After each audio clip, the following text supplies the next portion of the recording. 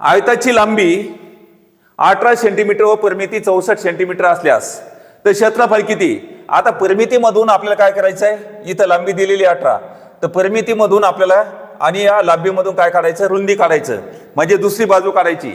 तर मग आता इथं काय होईल, क्षेत्रफळ काढायचं म्हणजे काय, आयताचं क्षेत्रफळ म्हणजे काय, लांबी गुणिले रुंदी. तर मग आता इथं परिमितीचे आयताची परिमिती म्हणजे काय, 2 कंसात लांबी अधिक रुंदी गुणिले 2 येतं काय होईल, भागिले 2, बे बे बे 32 64. तर आता हे काय आलंय, लांबी अधिक रुंदी आलंय किती, 32. याच्यामधून लांबी वजा करायची. मग आता सांगा 32 मधून 18 गेले किती राहिले, 14. तर मग आता हे काय मिळाली, रुंदी मिळाली. तर मग आयताचं क्षेत्रफळ म्हणजे काय, लांबी गुणिले रुंदी. तर आता लांबी किती आहे 18, रुंदी किती आहे 14.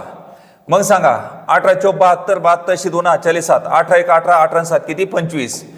तर किती आले सांगा, 252 चौरस सेंटीमीटर.